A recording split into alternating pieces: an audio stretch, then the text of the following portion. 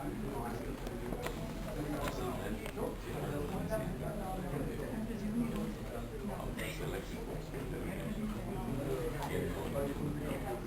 see that here India is working with Global Compact and on this report and produce this launch together.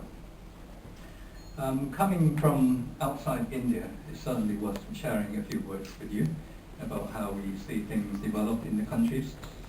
We certainly see your new government just recently celebrate 1 year of the new Modi government, as well as the election in Delhi also, which basically placed anti-corruption work high on the agenda, both at the capital as well as nationwide. And this is something that we certainly welcome to see.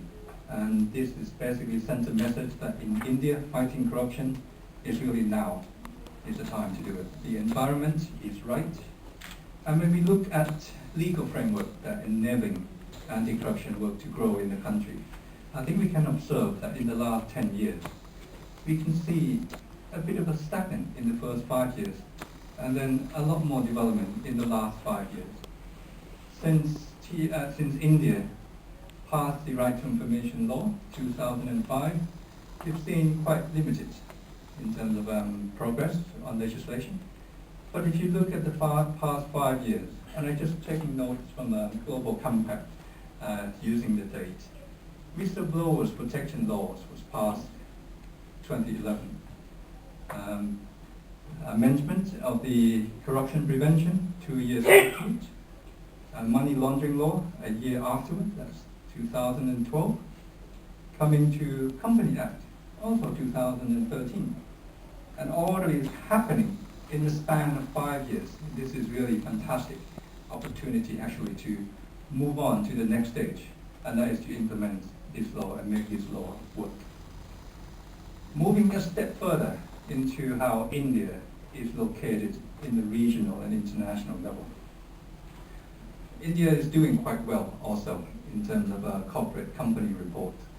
TI conducted a research last year when we compare how the top 100 companies in the BRICS countries, how well they disclose information about their companies.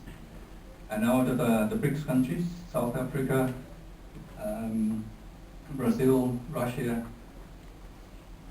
another one? India basically came on top of this ranking. A few key Indian company has been rated best in terms of reporting their financial and other, while China remained at the bottom, as we all know. And it's interesting to note also now that Modi is going to have a conversation with the BRICS country in about a month's time.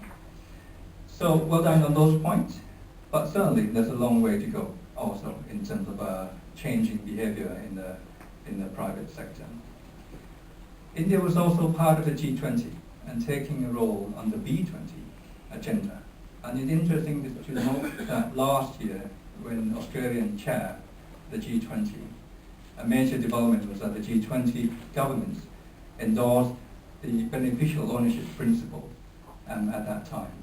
And again, reflecting on the importance of beneficial ownership in the current world setting.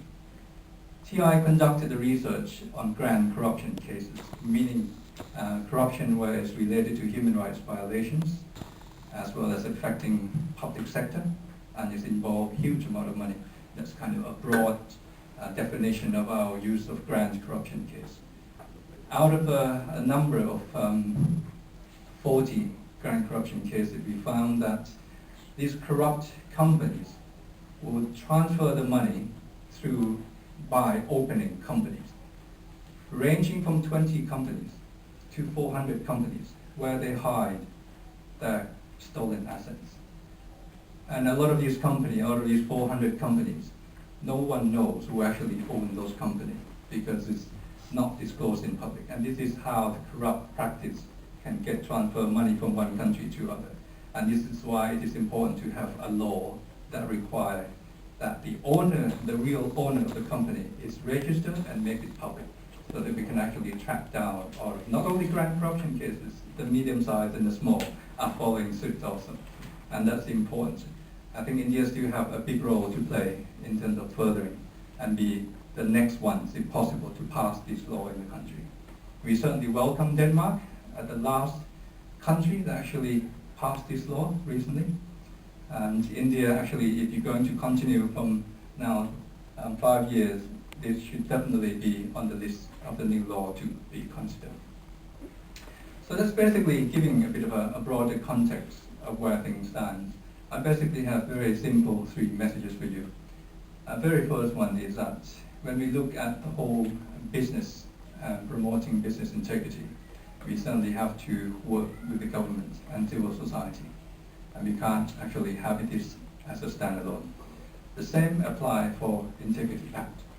And this will be seen as a part of something bigger.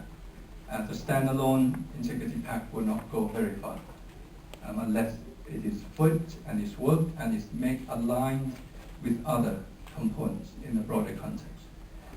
With that in mind, TI recently developed a business integrity strategy.